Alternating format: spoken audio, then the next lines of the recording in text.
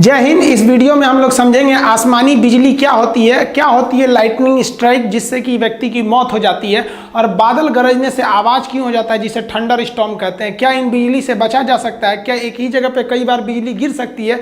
क्या इसे हम स्टोर कर सकते हैं? तो समझिए। देखिए, बिजली में सबसे पहला एक चीज़ आता है कि इसमें हमको साउंड बाद में सुनाई देता है, आवाज़ पहले दिख जाती है। तो इसका तो नॉर्मल रीज़न है, आवाज़ की जो गति होती है वो बहुत धीमी होती है, इसलिए आवाज़ बाद में आता है। तो स्पीड तेज होने की वजह से लाइट पहले आ जाता है और साउंड बाद में आती है। गर्मी में पानी जो होता है भाप बनकर ऊपर उठ जाता है, और भाप बनकर जब ऊपर उठता है तो ऊंचाई पर जाने पर प्रत्येक 165 मीटर की ऊंचाई पर जाने पर टेम्परेचर में 1 डिग्री सेल्सियस की कमी आ जाती है। ये कमी क्यों आती है आपको ज्योग्राफी में बताएंगे। और ये जब ऊपर जाते हैं तो ये बर्फ के छोटे छोटे टुकड़े का रूप ले लेते हैं, जिसमें आप लोग कई बार देखते होंगे आसमान से बर्फ गिरता है।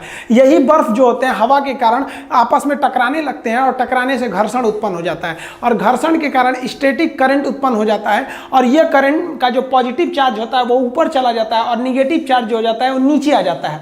अब ये निगेटिव जो होता है ना, पॉजिटिव को ढूंढता है कि हमको जहां पॉजिटिव मिल जाएगा वहां हम गिर जाएंगे।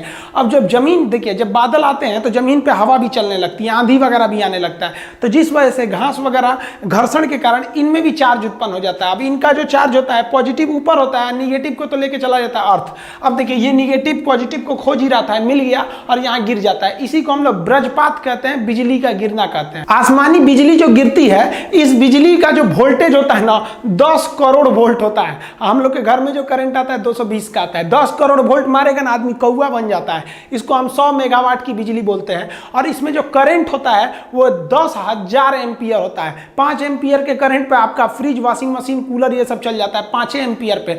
और ये जो होते हैं, सोचिए 10,000 एम्पियर का करंट लगता है इसमें जो हीट निकलती है वो हीट जो होती है 27,000 से लेकर 30,000 डिग्री सेल्सियस होता है। सूर्य का तापमान जो जुड़ा होता है 6,000 डिग्री सेल्सियस सरफेस का।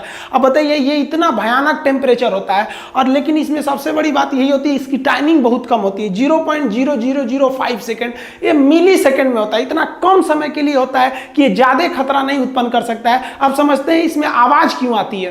देखिए, जो लाइटनिंग होती है, ये बिजली होता है, इसका टेम्परेचर तो 27,000 यानी लगभग 30,000 डिग्री सेल्सियस होता है। और हवा में जो बारिश की बूंदे होती हैं वो तो ठंडा होता है, तो ठंडे के पास गर्म चीज को ले जाएंगे तो बहुत तेज आवाज करता है। जैसे गर्म रॉड को पानी में डालिएगा तो बहुत तेज आवाज करेगा। आप इसको किचन में देखते होंगे, तड़का लगाया जाता है ना, जब सब्जी उब्जी को छौंका जाता है तो तेल एकदम गर्म रहता है, और उसमें आप सब्जी डालेंगे तो हल्ला करने लगता है, ये पगला ही का एक डाला है जी, हम गर्म में ठंडा क्यों मिला रहा है, वही आवाज आने लगता है। तो यही जो होता है, बिजली जो होता है उसका टेम्परेचर इतना तेज होता है कि वायुमंडल की हवाएं जो होती हैं वो क्या होती है, दूर हटने के प्रयास करती है। क्योंकि जब गर्मी आता है तो गर्मी के कारण हवाएं दूर होती हैं। इसका टेम्परेचर इतना तेज होता है कि वहां पे जो हवा के पास जो नमी वगैरह रहती है उससे उसको वाष्प बना के उसको बहुत तेजी से हटाता है, जिस वजह से एक आवाज उत्पन्न हो जाती है। आसमान से गिरने वाली बिजली से बचने के लिए बेंजामिन फ्रैंकलिन नामक वैज्ञानिक ने एक लाइटनिंग कंडक्टर या लाइटनिंग रॉड का निर्माण किया था, जिसे हम तड़ी चालक कहते हैं। यह कॉपर का बना होता है।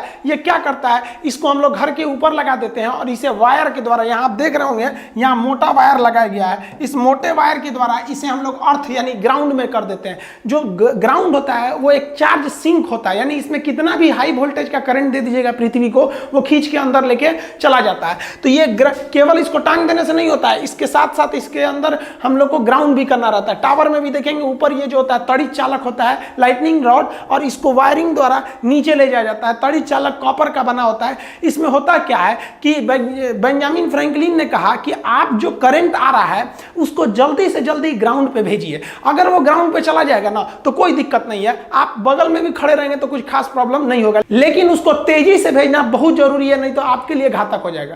सोचिए क्या होगा अगर कोई हवाई जहाज हवा में जा रहा है, उस पर बिजली गिर जाए, जहाज गिर जाएगा, कुछ इफेक्ट नहीं पड़ता है। जहाज जो होते हैं ड्यूरेलमीन के बनाए जाते हैं, अल्युमिनियम का वो एक एलॉय होता है, और इसकी एकदम चिकनी पेंटिंग की जाती है ताकि इस पर जब भी बिजली गिरे तो इतना करंट जो होता है वो करंट चारों ओर फैल जाए। और ये जो राउंड शेप का जो एरोप्लेन होता है तो वो चारों ओर बिजली फैल के नीचे चली जाती है। दूसरा एक और बात समझिए, जो एरोप्लेन होता है अंदर से खोखला होता है, और आप पढ़े होंगे फैराडे का केज, एक पिंजड़ा बनाया था फैराडे ने, और उस पिंजड़े पे बिजली देते थे और अंदर रहते थे तो उन पे बिजली नहीं आती थी, क्योंकि बिजली जो होती है सरकमफेरेंशियल फ्लो करती है और एकदम शॉर्ट रास्ता खोजती है। तो आप कहेंगे सर पिंजड़ा को छुएंगे तो नहीं मारेगा। देखिए यहाँ पिंजड़ा को टच भी कर दीजिएगा ना तो हाई वोल्टेज का करंट भी नहीं मारेगा। क्यों? क्योंकि ये पिंजड़ा बहुत ही बढ़िया कंडक्टर से बना हुआ है, जितनी बिजली मिल रही है उसे फटाक से ये ग्राउंड में भेज दे रहा है। आप छुइएगा तो आपके लिए कुछ छोड़ ही नहीं रहा है। तो ये जो हवाई जहाज होता है एक पिंजड़ा का काम करता है, हम अंदर सेफ बैठे रहते हैं क्योंकि करंट सरकमफेरेंशियल बाहर बाहर फ्लो करके और नीचे चला जाता है। इसीलिए कहा जाता है कि जब बिजली तड़कती है तो सबसे सुरक्षित जगह आपके लिए कोई कार होता है, कार के अंदर घुस के बैठ जाइए, कार वही फैराडे के पिंजड़े के समान काम करता है। जब भी बिजली गिरती है तो वो जल्दी से जल्दी किसी कंडक्टर को खोजती है। यहां आपको कुछ सावधानियां बरतने की जरूरत है। हम बता देते हैं कहां कहां ज्यादा बिजली गिरने की संभावना होती है। जैसे बिजली तड़कता है तो आपका मोबाइल जो होता है टावर से कनेक्ट रहता है, इसलिए बिजली मोबाइल की ओर तेजी से भागता है। देख रहे हैं ईश्वरी बतिया रही है, पता नहीं कहां, खूब मन से बतिया रही है। यह है ना, अभी थी हो जाएगी, जैसे बिजली गिरेगा थी। तो इसलिए जब बिजली गिरे ना तो नहीं कि छत पे बतिया, हाँ खाना खा ली, ये सब नौटंकी नहीं, अंदर रहना चाहिए, गिर जाएगा तो थे हो जाएंगे आप। पेड़ वगैरह के पास भी बिजली ज्यादा गिरती है। अब लोग कहते हैं दुधारू पेड़ के पास बिजली ज्यादा गिरती है। देखिए दुधारू पेड़ जिसमें दूध वगैरह होता है, जैसे बरगद को ऐसे मारिए तो हल्का हल्का दूध निकलने लगता है उसमें लिक्विड, तो दुधारू पेड़ से मतलब नहीं है। देखिए दुधारू पेड़ जो होते हैं ना उसमें ज्यादा भीगा होता है, वो जो भीगा वो ज्यादा होता है, इसलिए वो ग्राउंड से ज्यादा जुड़े रहते हैं। अब जो बिजली आ रही है वो ग्राउंड पे जाना चाहती है, उससे पहले ही आपको 20 फीट ऊपर पेड़ मिल जाएगा, कहेगा इधर से चलो ना। इसलिए बिजली गिरते समय या बारिश के समय पेड़ के नीचे नहीं रहना जाता है। जब बिजली तड़क रही होती है तो इस पर गिरने की संभावना ज्यादा रहती है। खाली मैदान में बिजली बहुत तेजी से गिरता है, इसलिए खाली मैदान में भागना नहीं चाहिए, वरना भागेंगे तो आप ही के ऊपर गिर जाएगा। खाली मैदान पे बैठ जाना चाहिए, उसको हम समझाएंगे। खाली मैदान पे भी गिरता है, खिड़की वगैरह पे मत झांकने लगिएगा, ऐसे लोहा का रेलिंग पकड़ के वाह बहुत अच्छा बिजली तड़क रहा है, गिर जाएगा, इसी पे चल जाएंगे आप। यहाँ पे जो बिजली होती है वो तालाब के पास ज्यादा गिरती है, इसलिए बिजली के समय तालाब समुद्र के किनारे नहीं जाना चाहिए, क्योंकि वहां की बिजली गिरेगी तो ग्राउंड लेते हुए आपको भी चली आएगी वहां पर। ये टावर से हमेशा दूर रहिएगा। हालांकि टावर के ऊपर तड़ी चालक लगे रहते हैं, लेकिन उसके पास में भी उसका असर ज्यादा रहता है, वो इतना हाई वोल्टेज रहता है कि थोड़ा सा में आपकी जान ले सकता है।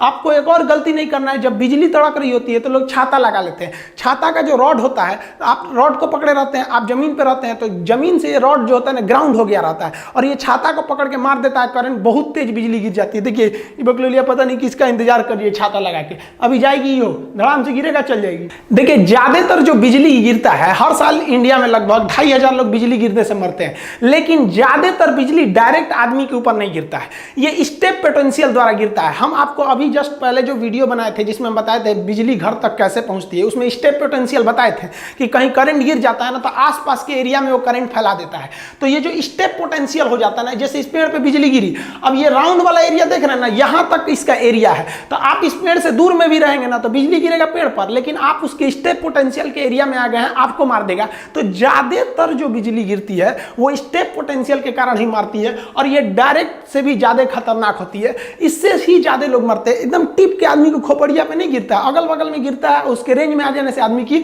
मौत हो जाती है। बिजली गिरने से जो मौत होती है उसका ज्यादा इफेक्ट जो होता है हमारे नर्वस सिस्टम ब्रेन पे पड़ता है, और हार्ट और लंग्स पे ज्यादा असर पड़ता है, ये एकदम सीज कर जाते हैं और इसका धड़कना रुक जाता है, जिस वजह से व्यक्ति की मौत हो जाती है। अब कहते हैं लोग कि मेल जो होते हैं पुरुष का साइन ऐसे होता है, मेल पे 80% बिजली गिरती है और फीमेल पर 20% गिरता है। आप कहेंगे इस चोरी कैसे बच जाती है सब, देखिए बचती नहीं से, ये तो अंदर रहती है सब, जब से पैदा होती है लड़की सब, तो वो तो लॉकडाउन उन सब के लिए पैदाइशी लॉकडाउन है।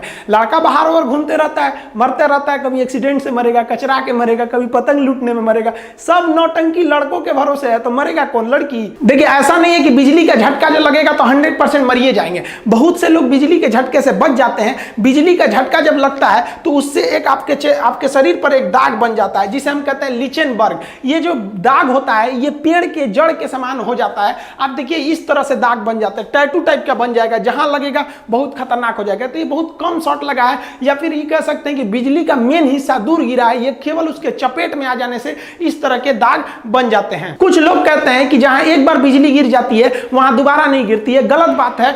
अमेरिका के स्टैचू ऑफ लिबर्टी के पास बहुत बार बिजली गिरते रहता है। राई सुलिवान नामक व्यक्ति के ऊपर 7 बार बिजली गिरा था और 7 बार के बिजली के झटका को वो सह गया और आज भी जिंदा है। ऐसा नहीं कि बिजली केवल नुकसान ही करता है। एक व्यक्ति जिसका शरीर लकवाग्रस्त था, वो व्हील चेयर से नहीं उठ सकता था। एक बार वो अपने गार्डन में टहल रहा था इसे व्हील चेयर पे, तब तक बारिश शुरू हो गया, उसके ऊपर बिजली गिर गई, वो बेहोश हो गया। अगले दिन जब हॉस्पिटल से उसका आंख खुला तो उसका दिमाग का जो नस वगैरह था वो ठीक हो गया और उसका लकवा ठीक हो गया, वो चलने लगा। तो ये वरदान भी हो सकता है किसी के लिए, लेकिन इसकी संभावना ना के बराबर है। आपको हम बताएं कि बिजली कहां गिरने की संभावना रहती है और हमें क्या नहीं करना चाहिए। आप समझते हैं हमें क्या करना चाहिए अगर हम बाहर कहीं गिर गए तब। देखिए, अगर आप कहीं मकान वगैरह में है तो सुरक्षित मकान के अंदर रहें, ये ज्यादा सुरक्षित है। लेकिन अगर आप खुले मैदान में है तो दौड़िए कभी भी नहीं, क्योंकि दौड़ने से आपके पैर के घर्षण से वहां पे इलेक्ट्रिसिटी जनरेट होती है और वो चार्ज को खींचने लगता है। आपको तुरंत नीचे बैठ जाना चाहिए। खड़े रहेंगे तो आपका एरिया ऊपर हो जाएगा और आप बिजली के संपर्क में आने से ज्यादा संभावना रहेगी। इसलिए बैठ जाना चाहिए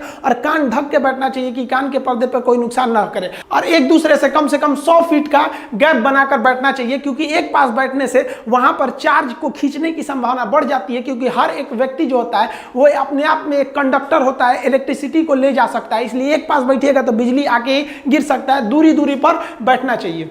देखिए, ये जो बिजली होती है ये बादलों के टकराने के कारण ही उत्पन्न होती है और बिजली को हम 3 प्रकार से बांटते हैं। एक होता है इंट्रा क्लाउड लाइटनिंग, यानी जब बादल जो होता है, छोटा सा बादल का समूह होता है, इसी में एक ऊपर प्लस हो जाता है, नीचे माइनस हो जाता है और इसी में टकराने के कारण जो बिजली उत्पन्न होती है उसे इंट्रा क्लाउड कहते हैं। ये बहुत ही कम दिखाई देता है और इससे आवाज भी नहीं आती है। आप जितने भी बिना आवाज वाली बिजली देखे हैं वो इंटर क्लाउड होती है, यानी एक ही बादल दूसरे से नहीं टकराया है, अपने का ही चार्ज दूसरे को ट्रांसफर कर दिया है। अब जो दूसरा होता है वो क्लाउड टू क्लाउड, जैसे एक बादल इधर है और दूसरा बादल इधर है, अब बादल आपस में टकरा जाते हैं तो उसे क्लाउड टू क्लाउड लाइटनिंग कहते हैं। ये बहुत ही बड़ा होता है और इसमें आवाज बहुत ही तेज होती है, ज्यादातर आप यही देखते होंगे। अब एक होता है क्लाउड टू ग्राउंड लाइटनिंग, यानी बादल से सीधे ग्राउंड पे आ गया, तो इसको तो आप सीधे बोलते हैं वज्रपात, यानी बिजली गिर गया। ये बहुत भयानक आवाज करता है क्योंकि ये आसपास गिर गया रहता है। यही है, इसके बारे में तो हम आपको सब कुछ बता दिए। तो ये आप समझ गए क्या सावधानियां हैं, कहां गिर सकते हैं, कितने प्रकार का हो सकता है। नेक्स्ट वीडियो में हम समझेंगे कि राजनाथ सिंह रूस में गए और पुतिन ने उन्हें क्या दिया है और रूस से आया आईएल जहाज भारत के लिए कौन से हथियारों को लेके आया है। कुछ लड़कों का कहना है कि सर आप जो वीडियो बनाए थे कि चाइना को कैसे बाइकआउट किया जाए, चाइना के सामानों को बंदरगाहों पे क्यों ना फंसा दिया जाए, तो लोगों का कहना है कि शायद यही गवर्नमेंट ने सुन के ऐसा काम तो नहीं किया, लेकिन अभी इस पर कोई कंफर्मेशन नहीं है। लेकिन चाइना के जो शिपमेंट आ रहे हैं उन्हें चेन्नई और मुंबई बंदरगाह पर काफी देर तक रोका जा रहा है, वहां पर कस्टम के कारण। इसमें क्या हकीकत है इसको हम मिलेंगे नेक्स्ट वीडियो में, तब समझाएंगे। तब तक के लिए जय हिंद।